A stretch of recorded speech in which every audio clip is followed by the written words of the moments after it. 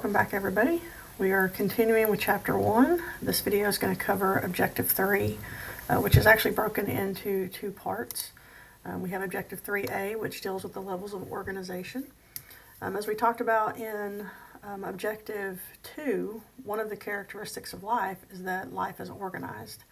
And so in our bodies, once again, we have this organization from smallest to largest, from simplest to most complex.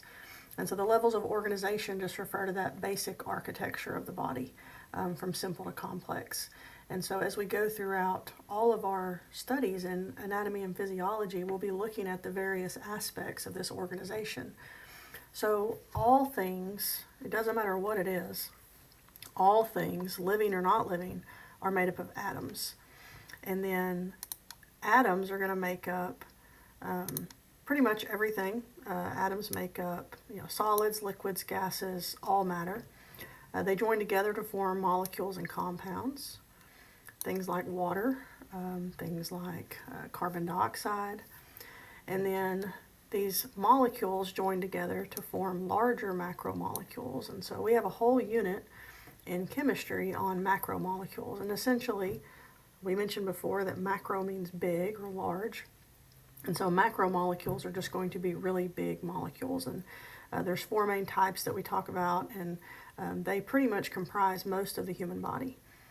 And then these macromolecules will make up organelles, which are just kind of tiny organs of the cell.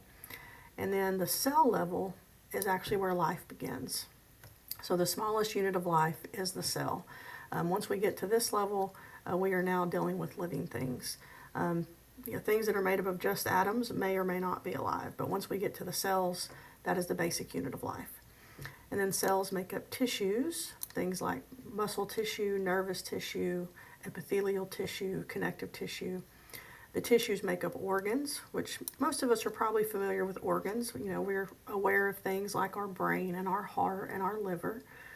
And then the organs work together to form organ systems. And they coordinate and usually have an overall general function, like the respiratory system helps us to breathe, the circulatory system helps to transport, and then all of those organ systems work together to make the organism. And so these are just the basic levels, and this is one of those things that honestly you just need to know. You need to memorize it. I don't have any kind of mnemonic device. It's just something that you should be able to repeat. As a biology teacher for years and years, this organization actually continues on into ecosystems and how organisms interact.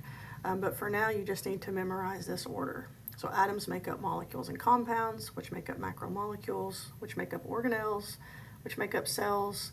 Cells make up tissues, tissues make up organs, organs make up organ systems, and all of those working together are the organism.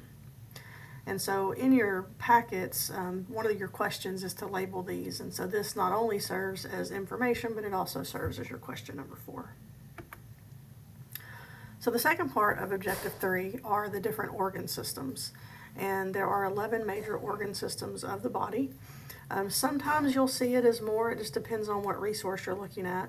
We're going to cover the lymphatic and the immune system together as one system. Sometimes you'll see those separated.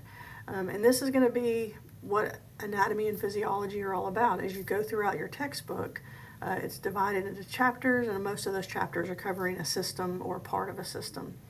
And so in this course, we're going to be looking at integumentary, muscle system, skeletal system, and some of the nervous system. And then all of the other systems you will cover in anatomy too. So we're going to go through these one at a time. If they have an asterisk up here, that means that that's a system that we're going to be covering in A and P1. So for the integumentary system or integumentary, however you want to say it, tomato, tomato, essentially it's going to be your skin system. The main organ of this system is the skin. And so if you think about what your skin is, it's your barrier. It protects you from the outside and it holds stuff inside, so it provides protection. Your skin is very important in regulating temperature. If you think about when you get hot, you sweat. When you get cold, you get goosebumps. All of that is going to be part of our temperature regulation. It helps keep water in, and it also helps keep bad things out. It keeps, bacteria and viruses and parasites, things like that, out of our bodies as much as possible. It helps to produce vitamin D that we need. And it also contains sensory receptors. If you think about, when you feel something, that's usually going to be through your skin. If you have pain or touch or any of those types of senses, they're going to be found in your skin. Now, in addition to your skin, it's also going to be some other parts like your hair and your nails that help protect. And then you have your sweat glands and your oil glands. The next system is the skeletal system. And once again, this is another one that we'll be covering in A&P1. Most people are pretty familiar with what a skeleton is, and so when you think about the skeletal system, we know that that is our bones. Our bones have multiple functions. Of course, they definitely provide a lot of protection and support. Things like the rib cage protect those vital organs. Your skull protects your brain. So we definitely need them for protection. And of course, we wouldn't be able to stand up or have posture, things like that, if it weren't for the bones. Now, when it comes to movement is the main function of the muscle system, but the muscles can't move if it weren't for the bones. All of your skeletal muscles are attached to bones, and so they need that to enable that movement. So the skeletal system works very closely with the muscular system. One thing that you may not be familiar about with the skeletal system is it actually produces our blood cells. Inside of our bigger bones, we have bone marrow, and bone marrow is responsible for producing not only red blood cells, but also white blood cells in a process called hematopoiesis. And then those bones also store minerals and fat, things like calcium that we need, and so once again, many functions of the skeletal system. All right, the next system is the muscular system. As I mentioned, this is going to be covered as well. It does work very closely with the skeletal system. So its main function is to allow the body to move. It also helps us maintain our posture, and it produces body heat.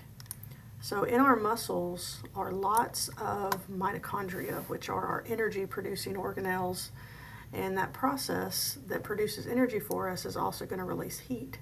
And so all of the different chemical reactions that are happening help to generate body heat.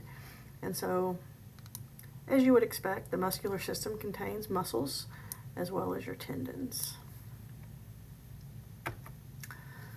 The next one is lymphatic and immune. As I mentioned earlier, some resources might split these and separate them into separate systems, but they work so close together and have such similar functions that a lot of times they are joined together.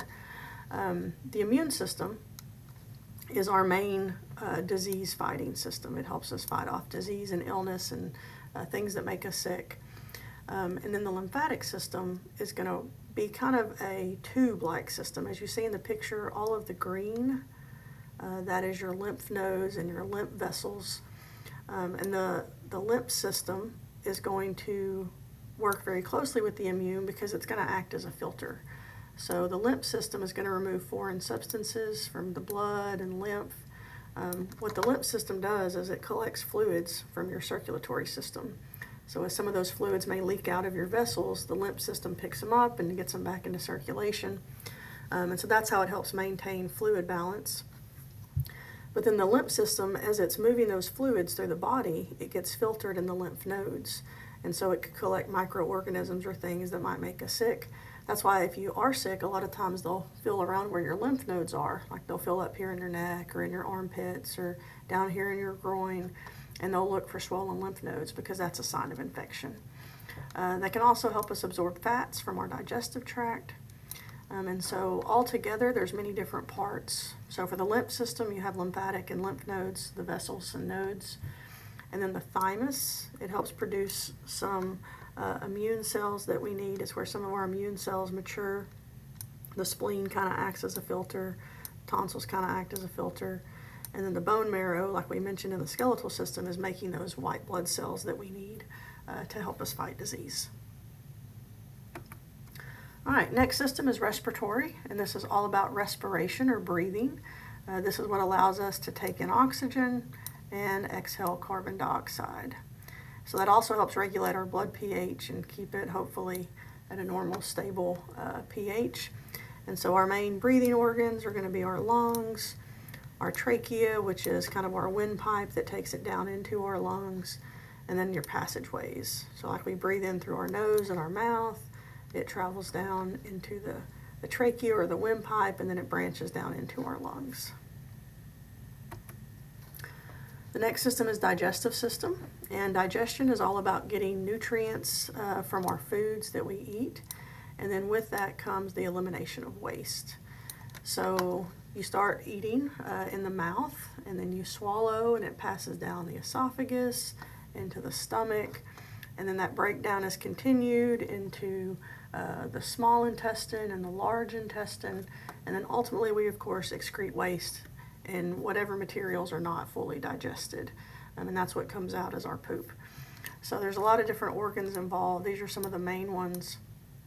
There are some that aren't listed here that are called accessory organs, things like the pancreas, but for the most part you're just thinking about your food tube when it comes to digestion. So we break those foods down to get nutrients from our food, and then we eliminate waste as a byproduct.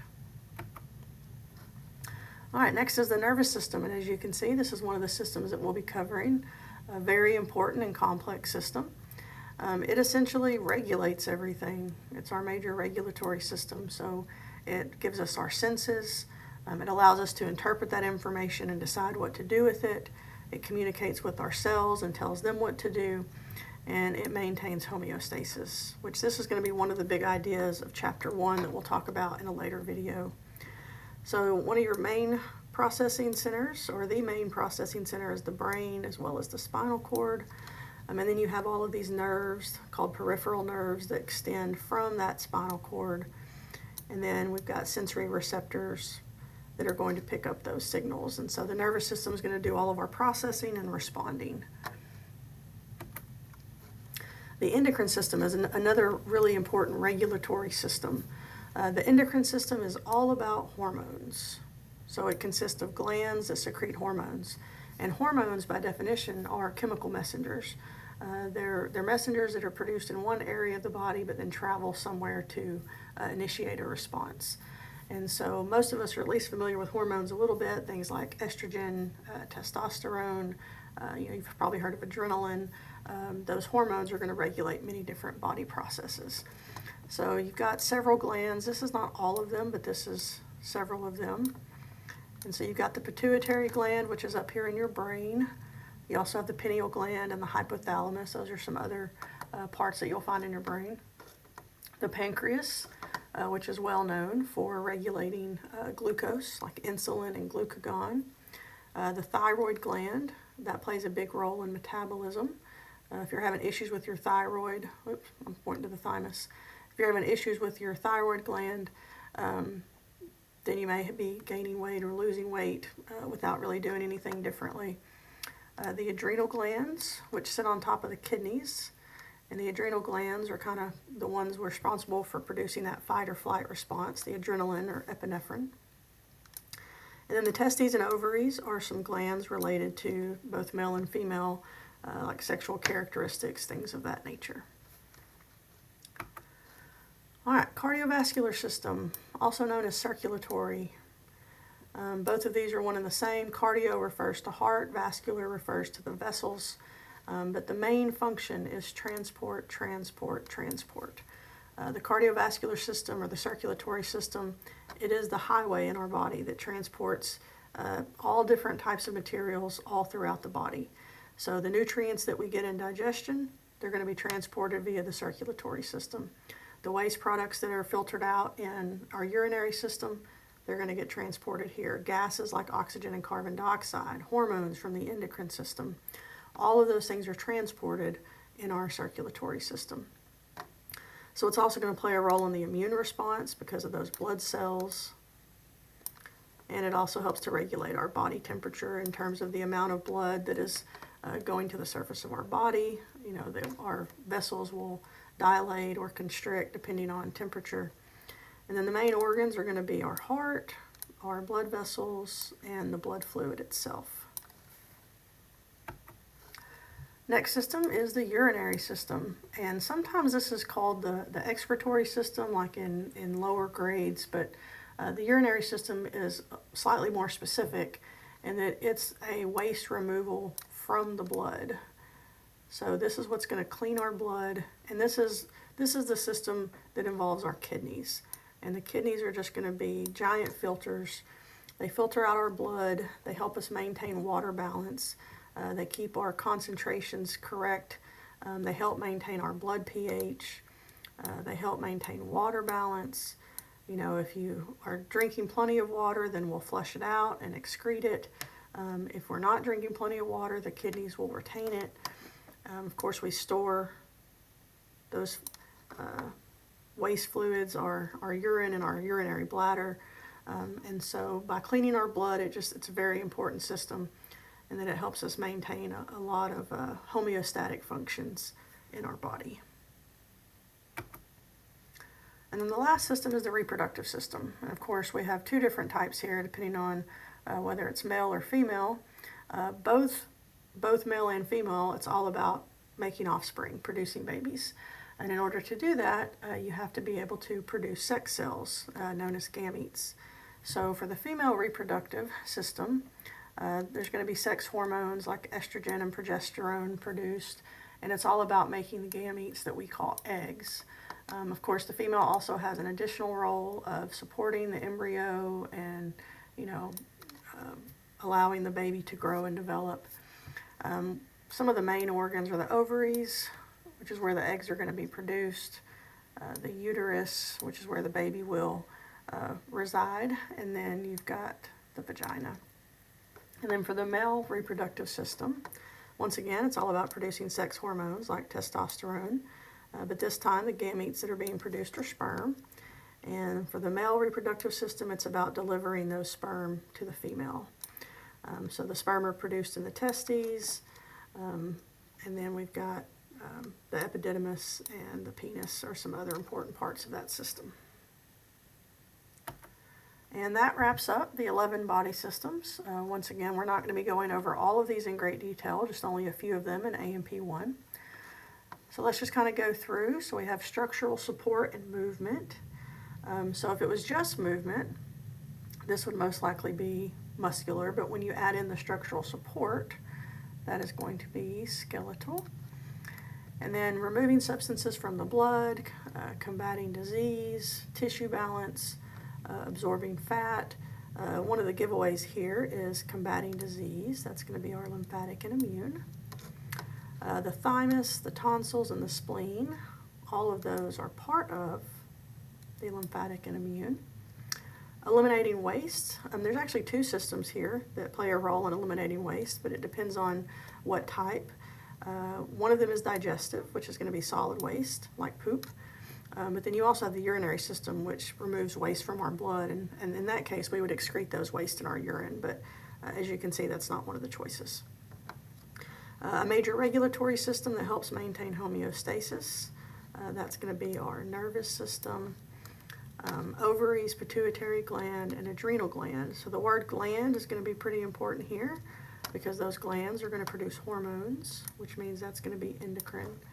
And then regulating blood pH, ion balance, and water balance, that is going to be our urinary. As it filters out the waste, it helps us maintain balance in our blood. And that is the conclusion of Objective 3. Next video, we'll cover Objective 4.